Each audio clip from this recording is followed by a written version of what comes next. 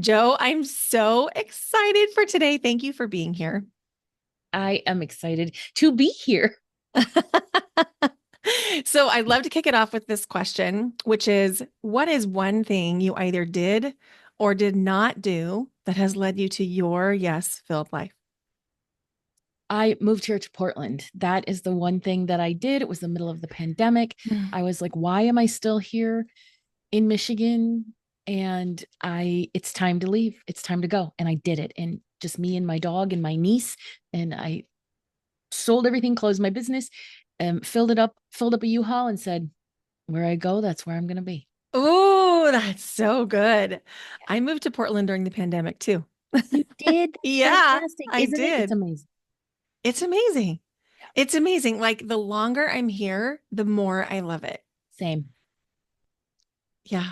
Yeah, it's incredible. So, uh, um, we're both in Portland and it's so cool because I feel like I've been looking for my people in Portland. Yes. And then I met you and I was like, Yes. Yes. oh, this is going to be fun. Yes, yes. I think I had mentioned to you that is the minute that I saw you, I was like, we have a soul connection. There's a past life Hmm. there. There's something Hmm. there. And when I met you in person, I was like, oh, because it was very natural. It was like, oh, there you are, Yeah. because I too have been looking for my people. It's hard, and Portlanders don't like to admit that they're not the most warm people. I'm from the Midwest, and they're like, you don't need to be so friendly. It's just a natural thing. I can't help it. Same. I wouldn't have even identified as friendly. I was just like, this is just how you do stuff. This is how you talk to people. This is, you greet everybody, you have a conversation with everybody. Um, and the Midwestern goodbye is my default goodbye, the goodbye in seven stages. Yeah. Um,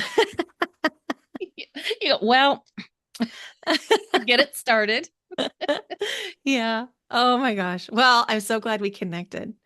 Yeah. Same, Yeah. same, same here. And the other thing about that's different with Midwesterners and West Coasters is that we make eye contact, I think, a There's lot. a lot of Oh, eye contact in the Midwest. yes. Yes. Yes. Yeah. Yeah. So anyway, so I'm glad I'm here now bringing my Midwestern over friendliness to the West Coast because we're adding to it. I'm glad too. Yes. Amazing.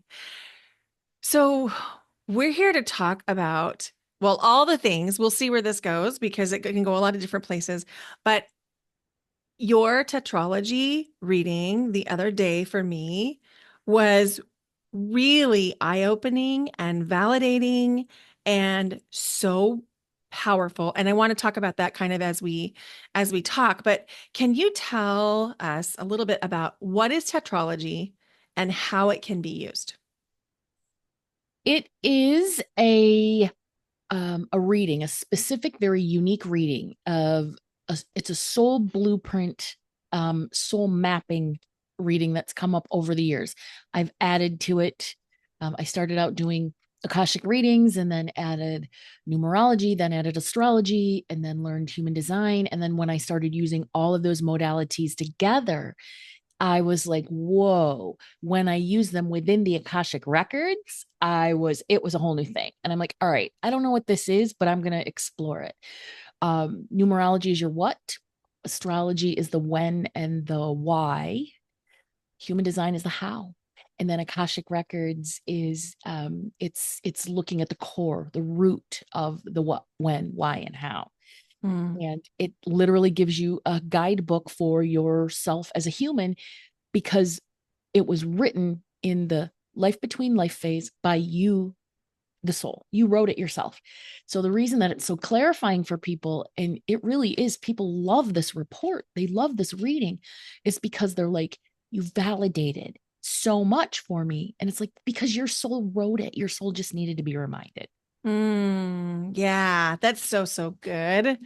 So I'm always listening through the lens of the listener Yeah. who may be coming here for the first time and they heard the word Akashic Records and human design. Probably people know what astrology is and probably people know what numerology is. Maybe not like what it is, but they've heard of it.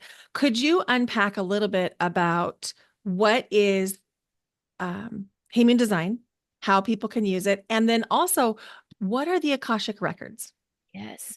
Human design is based on astrology, I Chi. There's several different modalities, and it was channeled by a gentleman, I believe, who calls himself Ra Uru. And I'm not an expert on the origins of human design, but it basically gives you the system, how you're designed energetically, and how you can best show up in the world, how you can best make decisions. It's a phenomenal tool. A lot of coaches use it. It's wonderful. Um, Again, it's the how, it's the user's manual for you as a human. The Akashic records, I call the Akashic records like cloud storage for your soul. Mm, It's the best way that's to good. describe it. A lot of people get the image of a library, and the Akashic records are not a library. It's an energy. It's an energy that you sort of tap into, and then you have access to your soul's history. And there's nothing in the Akashic records that I have ever queried it for a client or myself that hasn't been answered.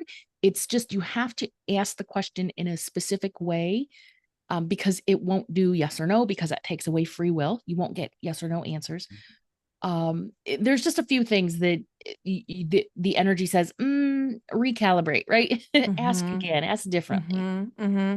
I love that. And so thank you for both of those answers. Welcome. Let's talk a little bit about free will, because I think one of the things that can get people stuck is either they don't want to be told who they are, what to do, that kind of thing. But the other way people can get stuck is they think that if they come to a reading like this, we're going to give them like the how-to manual for next steps.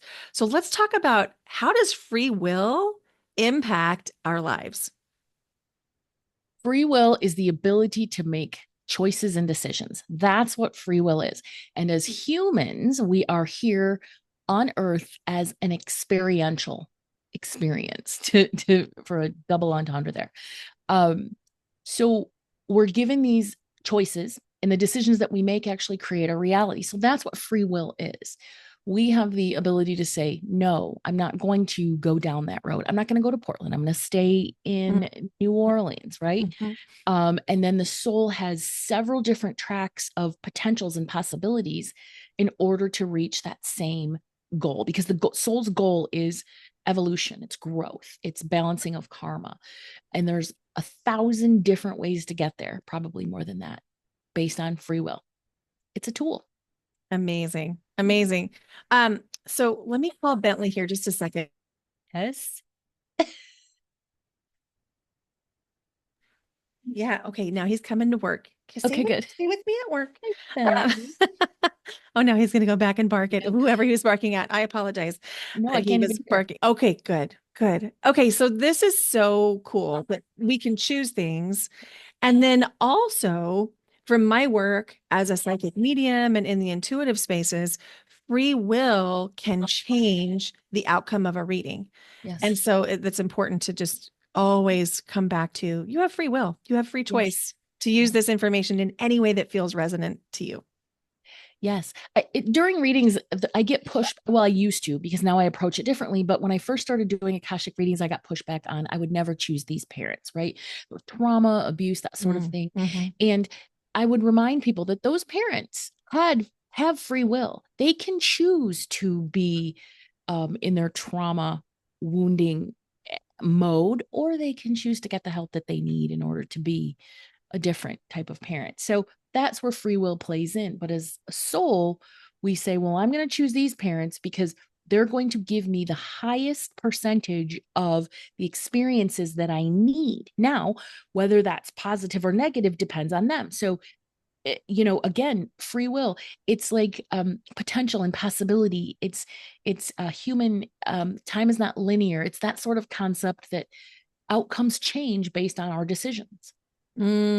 Yeah, I love that. There's so much power in knowing that we have the ability to make a different decision and then have a different result. Yes, yes, It's yes. so cool. I just channeled something the other day. Really quick. It was about the whole point is to create of existence. The whole point is to create, and we do that through our choices. and learning that we are co-creative beings. So, that can open you up to, like I believe it's called like the 100-man theory or something like that, but it can get super esoteric. But the point is that we get to decide our reality. And yes, there are socioeconomic impactors, there's, bias and all of those things, right? Yes, but those are all free will decisions that impact other people's free Mm. will. Mm. It's so cool. So cool. So, one of the things that I commit to in my life is to coming at things as a beginner, to come in with the beginner's mind. And I find that I learn so much. And the reason I'm saying this is when I came in to my reading with you, I could have been like, well, I've worked with human design people before, so I know all of that and I know this and blah, blah, blah. But by coming in with the beginner's mind and just being like, I can't wait to learn what is going to come through, it was so validating to have the four parts, the tetralogy, all four, because it was just like validation upon validation upon validation upon validation.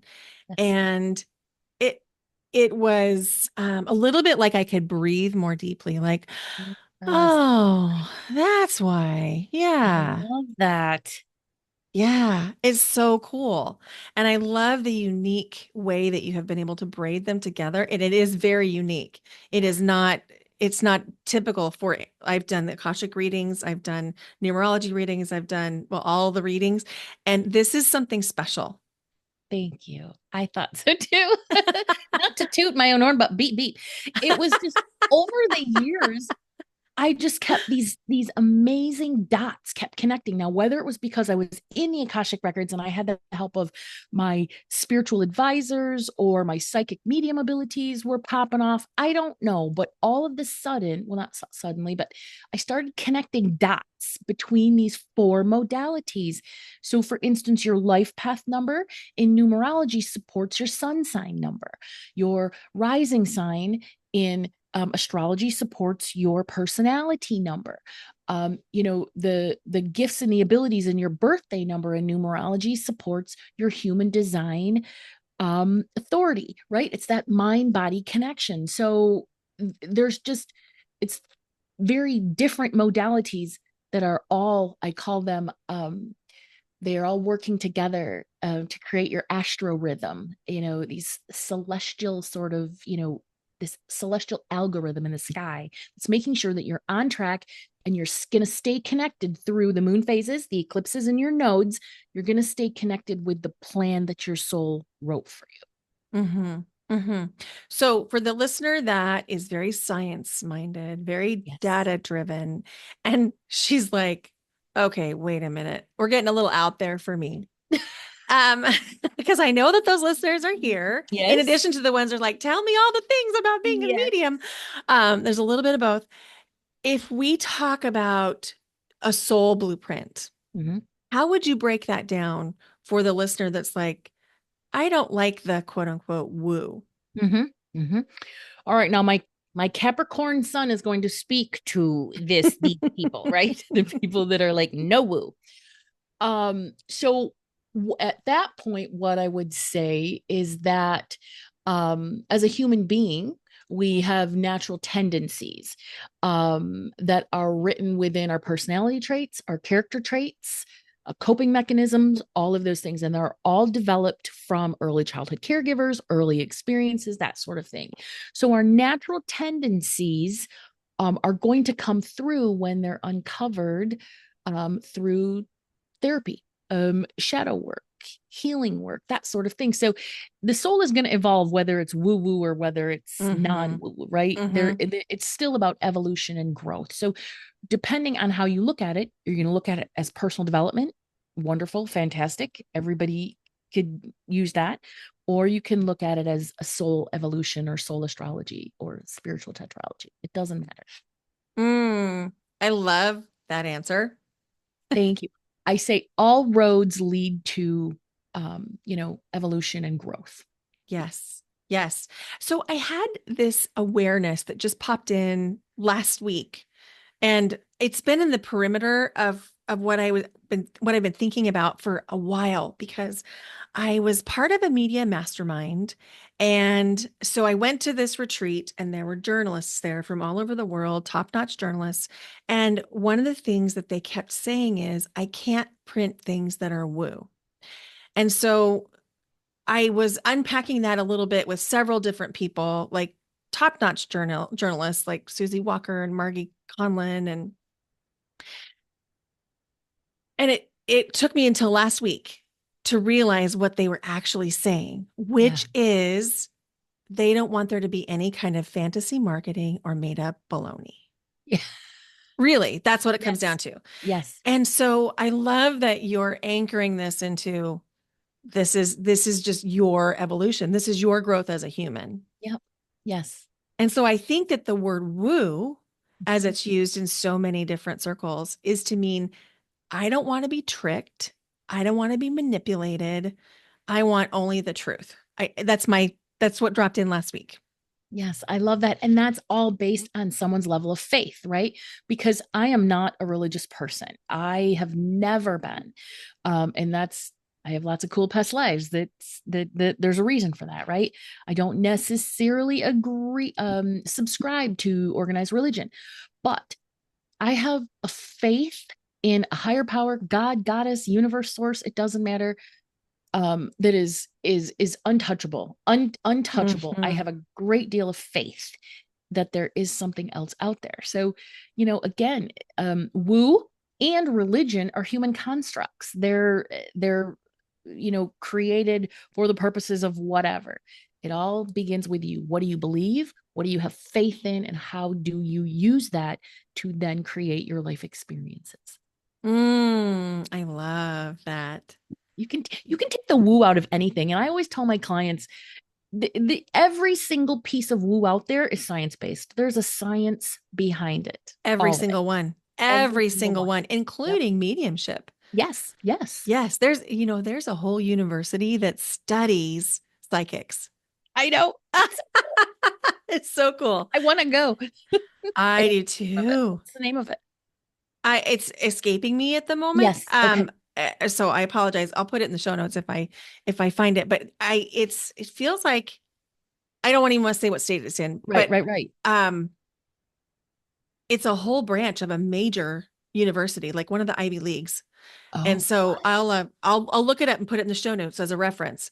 But there are people who are studying this work and they're finding that the brains, the neuroreceptors, neurotransmitters are different Yep. in people who have these abilities. Hmm. And so they're more sensitive to temperature, they're more sensitive to facial expressions, and then the things that we have a more difficult time measuring, like energy, for example. But even that can be measured if we have the right equipment. It's absolutely true. And I believe that right now we're just not in the right phase, right? We've just entered Pluto and Aquarius, but give it 20 years. I believe that this will be taught at the student level because some of the reasons, oh, I will say, a lot of the issues that we have within humanity and the collective and everything is simply because people are not able to express themselves authentically. They're not able to, perform that purpose. And it all starts with learning how to manifest, right? It starts with or I'm sorry, not manifest. It starts with addressing and recognizing your empathic abilities. And then from Yes. there, your HSP abilities. And then from there, your mediumship abilities. And on and on and on. Yes, 100%. So, one of the things that I have been leaning into over this past 2 years specifically, because of the work with the journalist telling me, you got to find science before we can quote this. And I respect that. I Yeah. Yeah. Yeah. absolutely respect that. So, it's actually made me do more of my own due diligence. But one of the things that I'm learning is that there is a disempowerment that's happening in a lot of the circles that talk about HSP and empaths, as Yes. in, oh, the world is so hard. It hurts so much. I can't function. And one of my passions is to lead people to their own empowerment. I can't Yes. empower somebody, but I can give them the tools so that they feel empowered. And I'm sensing you feel that way as well. I absolutely do. That's sort of like if I had a mission and vision statement. Well, I'm a 33-6 master teacher. That's my life path number.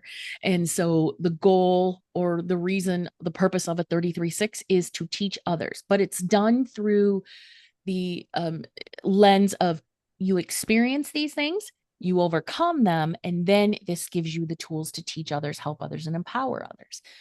I don't have a prominent 8 in my core chart like you do. And 8 is the empowerer. I have one in my sub chart, my minor Mm-hmm. numbers, Mm-hmm. and yeah, it's that's what we live for.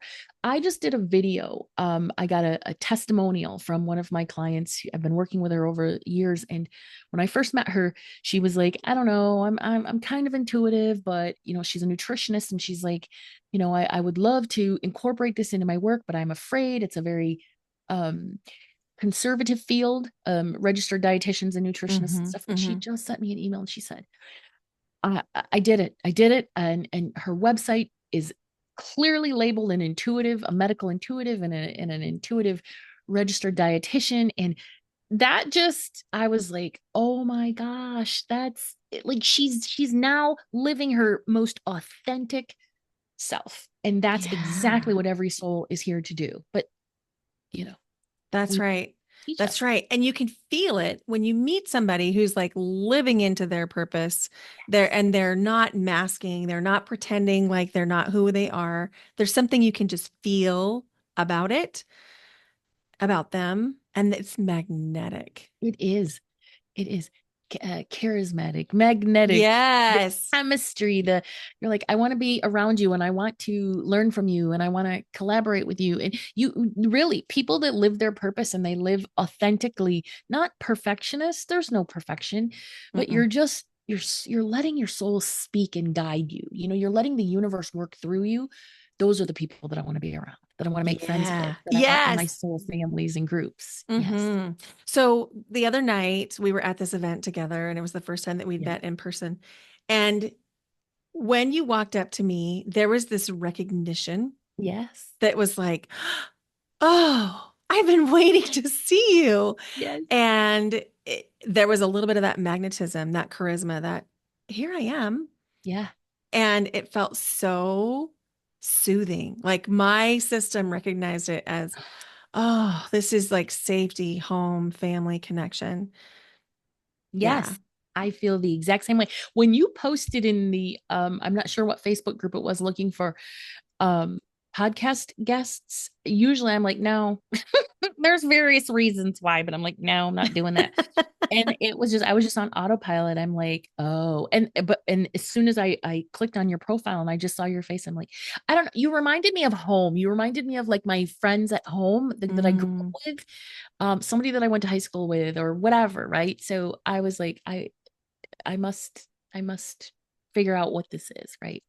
We're gonna yeah. be friends. We're already friends. Yes. Friends, Yes. it's true. Yes. Oh my gosh, it's so good. So your application came through. By the way, that was overwhelming. I'm still sifting through all of the applications. Oh, that's Um, fantastic though. and it's a wonderful problem to have, and I'm so grateful for it. And so I'm looking at like 100 Oh applications, my goodness. and I was just scanning, scanning, scanning, scanning. My eyes stopped on your name. Yeah. And without any, I mean, I had my my SOP for how I was going to do this, and I totally bypassed it. I just clicked copy and paste to the email and was like, let's meet. Yes, I love that. And I'm currently writing my newsletter. I'm going to drop it in a couple days, and it is about community. Like right now, it's so important for people to have community. And I remember asking the universe. It was about 3, 4 months ago, and I said, I really need community. I was in a 7 personal year, and 7 is a very introverted, self focused year. It's a year of developing your consciousness, your spirituality. It's meant to be a lonely year. By October, I was over it. I'm an extrovert. I need people. So Mm, I said, I need people. And then, I saw Marley's announcement for the first energy exchange, and things just started rolling. And so now I realize, oh, there's a great deal of importance for people to reconnect. But mhm, mhm. we need to reconnect with people who are a vibrational match for us. That's right. Yes. So it comes down to discernment. Yes. And so I'd love to talk about this. Like, how does it hit your system when you're using your discernment and something is a yes, this is for me? Mm-hmm. For me, it feels smooth. It Yes. feels easy. There's a warmth. There's a desire to kind of lean in physically. Mm-hmm. And I feel like an excitement, almost like butterflies in my stomach in a Yes. I can't wait for this thing to happen kind of way. Yes. How does it hit your system? Similarly, excitement. I get inspired, inspiration. My crown tingles, Mm. and I just know that everything will be provided for this along the way. So I get more of an excitement, like an energized excitement. Mm. I'm a manifesting generator. I am You, too. you are too. Yes. Yeah. And I didn't realize this until you said it, but my crown is tingling Yes. now. Yes. Yes. So I definitely have that. Yes. So speaking of manifesting generators, Mhm. um, when I first learned about human design, which wasn't that long ago, like 2.5, 3 years ago, I, for the first time in my life, realized, oh, there's nothing wrong with the way that I do this. And up until then, even though I had been outwardly successful, I mean, by all practical measuring standards, I had been outwardly successful. I had this inner dialogue of I start things, but I don't finish them. I have 75 gazillion ideas. I go from thing to thing to thing, and I made it a liability until I understood that's what manifesting generators do. They get That ideas and they withdraw the things that are meaningful and rich, and then they move on to the next thing. Yes, that's what they do. That also, you have that seven energy too. Sevens are the seekers of deeper meaning. They're the seekers, they're not the finishers. So you have a lot of half read books, half read projects, but you Yes. don't get rid of them because you might No, refer to them later, that's right? right. It's your resource. So you've said it perfectly. I say this, I believe someplace in the report that I give people after this entire system, spiritual tetralogy, is about looking at your character traits, not flaws. They're not flaws. They're traits Mhm. that are simply out of balance. Maybe one of the more challenging aspect of your trait is at play. But yeah, that's the beauty of it. It gives you permission to be okay with, those things, right? I would get so mad at myself in the corporate world because I would submit an email or something and I would look back and there would be typos in it or something. And I Mhm. looked it over like 7 or 8 times, right? Because manifesting generators tend to have to go back and redo their work. And and once I realized that, I was like, oh, so I just don't get mad at myself anymore about it. I don't consider myself to be imperfect, or I should. I think manjuns should all come with a VA, an assistant, a Virgo assistant. We all need Oh, we all do need a Virgo assistant. it. Yes, someone Yes. that can take care of the details. Yes. Yes. Yeah, I used to be embarrassed when I would have an email that would go out, and then I always subscribe to my own email list because I want to be an You want to see? Me experiencer of too. it. And so I would just get an email and I'm like, oh man, oh man. And so at the beginning, I would go apologize. And now I'm just like, you know what? If you're going to not like me because of an email or because I forgot to put something in the button that you click and it just takes you to Kajabi, I'm so sorry. But I just, Mm-mm. I'm, No. No, no, it's just, it stops us from beating ourselves up, which is why, Mhm. I love looking at all four of those modalities together. Don't beat yourself up. Yeah, You're a human. You're here to have an experience, and part of that experience is accepting yourself as imperfect but still worthy and still beautiful and still amazing and fun and all those things, right? that's Like, it. who cares if you're not perfect? Like, who is perfect? You know, Nobody. I heard something once, and I don't know if it's true. I should probably fact check it, but I heard that the people who write the Disney shows, or maybe it's not Disney, but one of those DreamWorks or whatever. Do you know how they, according to this story I heard, you know how they make the villains really, really hateable? How? They make them perfect. Oh, oh. Isn't I that interesting? that. Yes, DreamWorks. They're manipulating us through that. animation. Okay, but who doesn't love a good DreamWorks animation or a good animation movie, right? I love that. Oh, yeah. I don't know anybody that is perfect. You know what? When I first started reading people, way back in like, I don't know, 2014 or 2013, when I first started doing professional readings, one of the things that blew my mind was I had this idea of how imperfect I was. And then when you get in and you start reading people and you hear their stories, you're like, holy crap, nobody has their stuff together. Nobody. Everybody has something that they want to work on, even the most perceived perfect person out there. And I'm not saying that was like, that didn't make me go, yay. That made me go, I'm not damaged. That's right. Yeah. Yeah. And it also, I relate to this so deeply.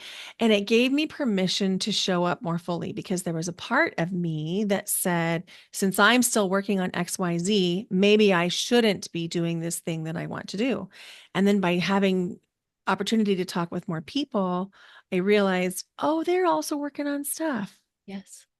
Yes, yes. Yeah. Because you probably get a lot of people who are like you just said, like, I can't launch this course until I can't do this until this, and I can't do that until this. And it's like, well, if it's in your soul and you're feeling energized by it, that's your sign that you're meant to do this. And maybe if you look at divine timing and divine order, and if you could take yourself to the end, you absolutely had to do it now in order to experience A, which would move you to B, which would make you make the decision to and go this way instead of that way. And you're exactly where you're meant to be in the end. Say It's that again for surrendering. the people in the back. Yes. Surrendering and letting the universe work through you and let go of that resistance of making it like this one specific way, because that's not going to get you where you need to go. It's just going to No, hold you up. totally. Totally. And I don't know about you, but I have found that if I hang on to a specific way or Yep. a specific way of being or even a place or it just it does that's not how it works. There's a No. fluidity always. And the more that I allow myself to roll with that, the more fun I have. Yes. Yes. I hear people all the time say that man gens are meant to um, grab onto their heck yeses, right? They use different words, but I'm going to keep it PG here. Right? I mean, so I always follow my yeses. And we're told by not only our culture, but other cultures that, it's irresponsible to follow your dreams or your joys and stuff. And that's Mhm. maybe for older generations, but that's no longer the formula for happiness. It's completely different. Millennials and Ys and Zs and even Xers and stuff, it's a different world. It is a different world. Yep. And I sometimes I feel like why wasn't this modeled for me? And then when Yep. I really look into culture and society and norms, I'm realizing that my mom, she's 76, my mom was the first generation of women that had the opportunity to make a choice to work Yep. outside the home. Yep. And according to her, she had three choices. She could be a secretary or a teacher and I can't remember the third one. But she really perceived a nurse. She could be a secretary, a teacher, or a nurse. Yeah. And she didn't know that there were other choices because it wasn't modeled for her. So when I remember, oh, this is where we've come from in the last however many years, we've actually come a very, very long way. A very long way. We have choices, right? I- Again, if we want to be a doctor, we can be a doctor. I always tell people if you have the dream of being a race car driver, then go be a race car driver, right? Like it's in Mhm. there for a reason. It's written in your soul blueprint. That it's all about that choice. So hopefully Yeah. we Yeah. continue. I love that. So we're not done, but I want to make sure that we give people a chance to connect with you. Okay. Where can they find you? JoeFigueras.com. That's my website. And from there, you can get me through all of the avenues. You can follow me on Instagram, listen to my podcast. You can um, take a course, buy a piece of jewelry, anything that I have. Remember, I'm a manifesting generator, so I have 1,000 different things to feed my soul at any given time. That's amazing. Amazing. Yes. So go give Joe a follow. And Joe, I'll put all those links in the show notes as well. So listeners, go check out all the links and Yes, start with the main at the website because then that'll take you to all the places. everything. And I love that you have permissioned yourself to do the jewelry, to Yep. teach the course, to give the readings, to move to Portland. Yep. Was there ever a time in your life when it would have been more difficult to give yourself that permission? Before when I left the corporate world in 2016, I just remember sitting there. I was in marketing and PR. I had a great job with a great company. It wasn't the type of company that people leave. And I just remember sitting there going, I can't do this one more day. Or I would say, this is I could be working on these things that really light me up. And so finally one day I just said, I'm done. I'm not doing it. And I didn't have, I had a trip to Italy planned. I had $30 in my checking account because, I was like spending and buying purses and shoes and, and stuff like that. And I was like, this is literally either the most irresponsible thing I've ever done in my entire life, or it's the biggest leap of faith ever. And I will tell you, there has not been one time when the universe has let me down. There have been lessons that Mhm. when I didn't listen, but never once have I not been supported Mm. along the way. Mm. Yeah. I love this. So my experience was very similar. I kept telling myself that I had to be a teacher. I might as well finish it out till retirement. I had 7 years left in Idaho. And then I was like, I literally cannot do one more day. So I moved to Oregon. And then I was like, oh, wait, here I am again. Like it's a different state, different schools, different district. And here I am. It's not the school or the district or the state or the town. It's me. And all I could think of was, I want to do this work. I want to do this work. I want to host a podcast. I want to help people. I want, to help people find their richest, most juicy life. And it was in that realization, like I was irritated by having to do the work that I was supposed to be doing. And all I wanted to do was get home and go do the stuff I wanted to do. Yes. And that was my jumping off point. And it took a lot of courage and a whole summer. And it took me being in front of a group of people. I was running a challenge. It was called Yes to Me. And it was a 5-day challenge. So day one was on a Monday. And I was like, yeah, just do the things that light you up and do less of what doesn't. And I got off the call and I Yes. was like, I have to go to school next Monday. I don't want to go. Do less of what doesn't. Yeah. And then Tuesday was the same thing. And then I thought to myself, wait a minute, this Mhm. is bigger than that because I'm out of integrity now. Yeah. I'm Yeah. out of integrity with me and I'm telling people to do something I'm not willing to do. And so by Friday that week, I had resigned Yeah. from my teaching job. School was supposed to start on Monday. So the district I was working for said that I was required to come to work or find a replacement, and that there was going to be some pretty severe repercussions if I didn't do either one of those. And I was like, okay, Right. okay, let me help you find somebody. Right. And so I found this wonderful person who was looking for a job in this part of the town, Yes. and he is living happily ever after in that job, and I'm living happily ever in this. And yeah, it feels good. Synchronicities, soul contracts, and agreements activated as soon as you make a decision. And that's that quantum shifting. That is. And also Mhm. what's interesting about what you did is that's a beautiful example of you saying, my needs, my soul is so much more important than my fears. I just can't do this anymore. And as scary as this is or could be, my soul is calling. It's just more important. And that's putting you first. And, that's something that the universe looks for and says, you know, in relation to an up level, leveling up, living at that next level, and you only get to live there for a little while until the universe says, time for more lessons. You're going to get tested. And, and we're like, no, no, no, I'm comfortable. I like this. This is great. Right. And we have no idea what the universe has in store for us at that next level. Oh my gosh, that is so true. Yeah. So I'm wondering, two things came up for me. One is, let's talk about soul contracts Yeah. in case somebody hasn't ever heard of that. And then the other thing that's coming up for me is related to capacity to tolerate change. How we can help people move through that fear of, if I do this thing, if I up level, something's going to change. Yes. Can we talk about that piece first, and then we'll go back to soul contracts? Absolutely. I'm going to, this is this is the topic of my newsletter that's No going out in a kidding. couple days. Yes. Yes. See, Of course synchronicities. it is. So I just want to have these notes up so that I can make sure that I'm actually talking about everything the way that I want it to. Oh, I love that you have this document Yes. ready to Yes. pull up. Of course you do. Yeah. Capricorn. I'm a Capricorn.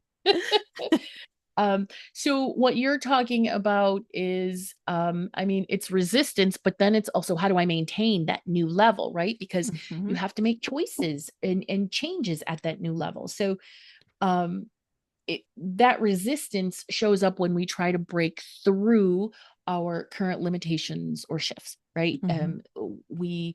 It's our shadow's way, our inner child's way, it's our Mhm. ego, whatever you want to call it, that says, I don't know, you're pretty comfortable here, things are good, you just need to stay here. And Yeah, good or familiar, either one. yes, yes, good or familiar. So, you know, there's it comes to renaming surrender as self-trust, because people think surrender, what am I giving up? I'm giving up my Ooh. dreams or whatever.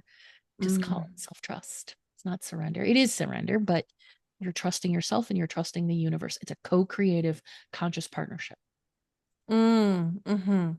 You cultivate that by making different choices in familiar situations, Mhm. offering forgiveness or compassion to others, right? Because it gets harder when you're expected to do it. Let go of those limiting Yes. beliefs, Yes. and then just taking consistent actions, right? So that's how you cultivate self-trust. I love that. And, Yeah. one of the things that is absent from a lot of conversations around creating change, or the word manifesting comes up. One of the things that is missing from many of those conversations is self trust and action. A lot Yes. of times you'll Yes. hear people just say, well, yeah, just be, just like sit on your meditation pillow and be. And I'm just like, that's not how that works. There has to be an action component. Yeah. Yeah. Yeah. And also, just to sort of segue quickly, when you're in that higher sort of consciousness and you're just being, for most of us, that doesn't work unless you're a Buddhist monk. Don't try to meditate like a Buddhist monk unless you're a Buddhist monk, because your brain, that's your higher self. You're giving your higher self, your soul, your spiritual advisors the space to talk to you. And mine are very chatty. They have things to say. So I don't Yeah. I don't do that silence, let it come in and let it go. It doesn't work for me. It doesn't work for me either, because they sometimes talk all at once. Yes. And I'm being serious, Yes. where there's like different kinds of guides that are coming in. And so I have to find a way to slow it down. That's part of the reason I practice breath work, is because it helps me slow that down. And then also it came down to setting spiritual boundaries with Yes. learning how to communicate with my spirit team to say, one of you at a time, please. Yes. Yes.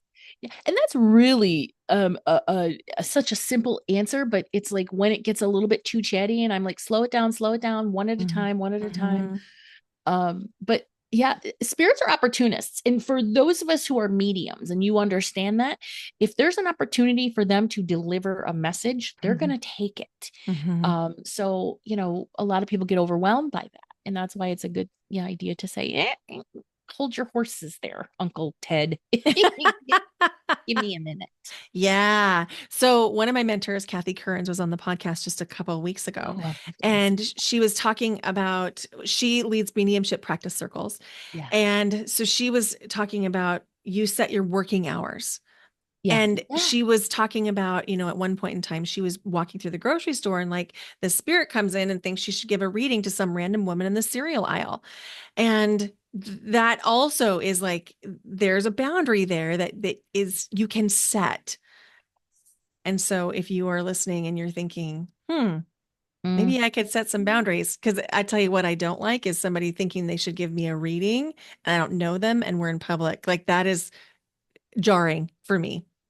It's intrusive. I mean, and honestly, even Teresa Caputo, I'm like, that lady has the audacity, right? Like, I love Teresa Caputo. I love watching her readings, but she really does have the audacity. And it's probably scripted, right? These people already know, but still, I would never walk up to somebody and say, hi, my name's Joe. I'm a medium and I have a message for you. But also, that's not how I interact with spirits. It's always been very intentional for me. Like my spirit guides, because I'm a master teacher, there's a specific time and place for it. Like I am that type of medium that if I were in a haunted house, I would have no idea. I'd be like, what's the problem? Why is everybody all, you know what I mean? Like I don't get that. And I love that I don't get that, Hmm. but I don't get bothered by random spirits. Knock wood.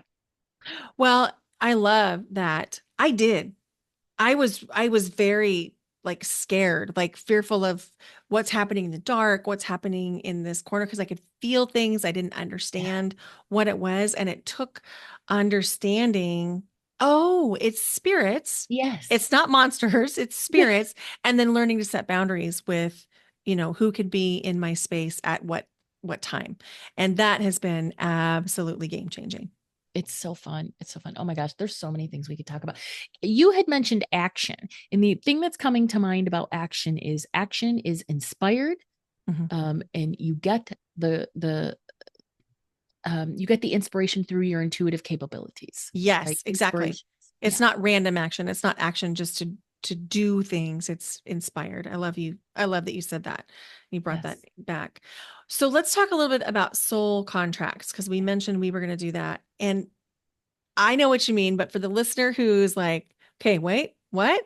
Mm-hmm. What's a soul contract? So there I want to get a little bit more detailed. So there are soul agreements and then there are soul contracts. And soul agreements are two souls coming together that say, we have karma to balance. We have something to do. We have something to do together. And then the souls say, okay, now let's figure out in what capacity we're going to do that. So then they make the contract. So the first piece is the agreement, which is you can get when you add their life path numbers together. And then the second piece is something that you would either need to meditate on, you would need to listen to your soul. You could work with an Akashic reader or a psychic medium or somebody that can actually give you the details of your soul contract. Most people know, right? Like, for instance, um let's say two people came together and they're like, we need to balance the karma of taking care of one person needs to be taken care of and the other needs to learn compassion, right? Mhm. So they decide that they're going to come together as husband and wife, right? So the soul contract is husband and wife, we're going to have a child, that sort of thing. But the original intent of the karma is the wife, let's just say the wife gets cancer, and the husband, it becomes her caretaker. And that's balancing the karma based on those experiences. Mm, that's Yes, so good to talk about the difference between the agreement and the yes, contract. Because I yes, do think sometimes people use those terms interchangeably, but they're they not the do. same. They do, yes. My biggest um the topic that I could just talk hours and hours and hours about is the life between life phase. And that is, once we pass over, what happens? What exists, right? Heaven, for lack of a better term.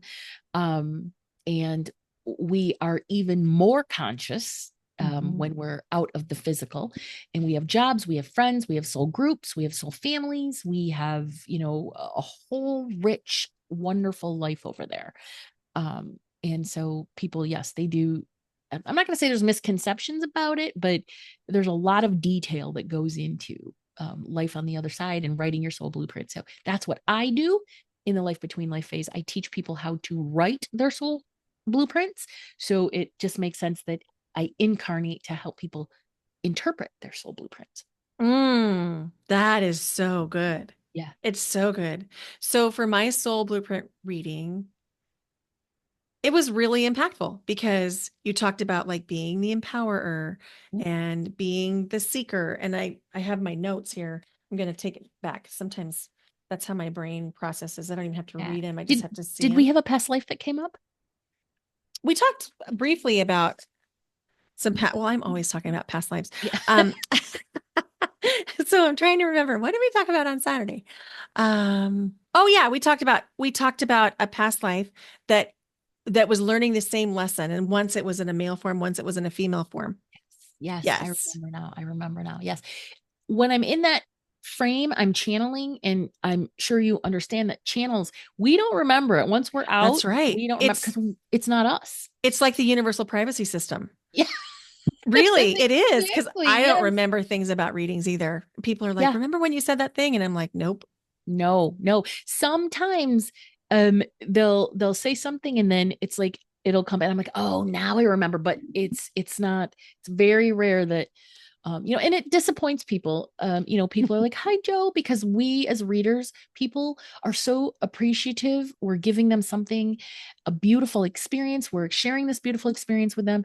And but it's just difficult if you do even, a couple a day. It's impossible almost to remember people and their specific experiences when they come through us because you're in a higher state. You're Mhm. not in your analytical state, you're in your flow state.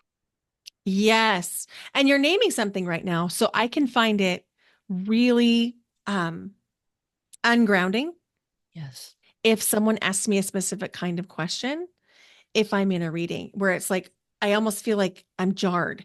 And Yes. what you're speaking to is it pulls you out of that channeling. Yes. Well, there's two things there. So with the Akashic records, I prefer people to ask me questions because the Akashic energy is built on um sound Mm-hmm. and the human voice, right? So Mm-hmm. what they're doing is I say, tell me about your challenge. And then they'll start talking. And I'm not fishing. What I'm doing is I want you to build that energy because the stronger and thicker that energy is, the easier it is for me to pull things out of the records, quote unquote, with my psychic abilities. But I always tell people, I have a little blurb at the beginning, and I say, if you have a question, write it down.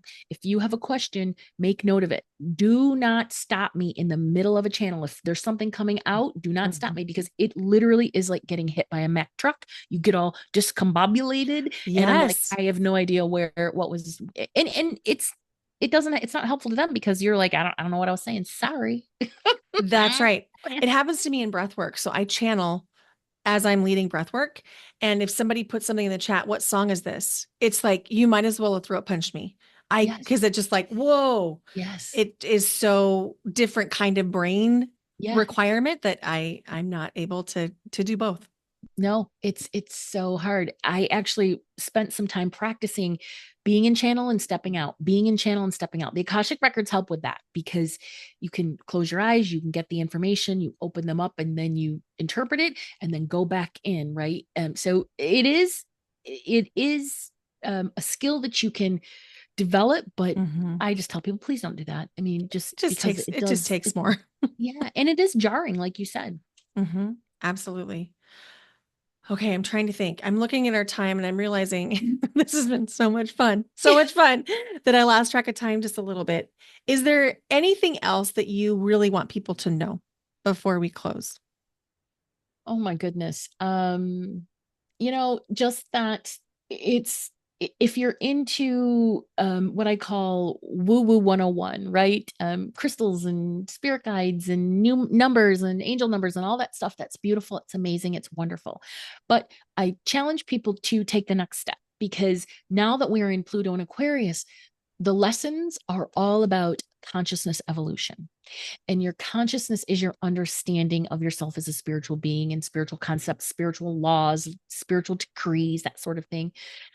So level up because the level up is coming. That's what my newsletter is going to focus on, this um episode of it, I guess you'd call a newsletter, but the level up is here. It's coming and it's just going to get um stronger and thicker. And so the more that you um embrace it, the easier it will feel. It's so good. If somebody wanted to join your newsletter, how would they do that? From my website. And also, there is a link I've included in the gift that I have for all of your listeners. Oh, tell us about the gift. It is I believe it's like a 25-page PDF, but it teaches you how to calculate your own life path number, how to add the together. Well, how to calculate your life path number, how to calculate the life path number of, we'll just call your significant other, how to add the two together to find your soul agreement. And then it talks a little bit about what that soul agreement is based on number. And then also there's a little bit about soul contracts in there. Amazing. Okay, so Yeah. I will link that in the show notes. Okay. Go check that out. I'm going to go download it. Yeah. And Joe, you are so gifted. There's not a lot of healers or psychics that I will let touch my energy, and there's not a lot that can hold mine. And I felt completely held and so grateful for you. So if you are looking for support or just wanted to get a better sense of who you are in this iteration of your soul, invitation to go work with Joe. She'll change your life. Oh, thank you so much. I love that. That's an honor. That's an honor to, like you said, hold people's energy. But yours was so easy. It again, it was like, it just coming together, old soulmates coming together. So Oh, so it felt good. good. Thank you.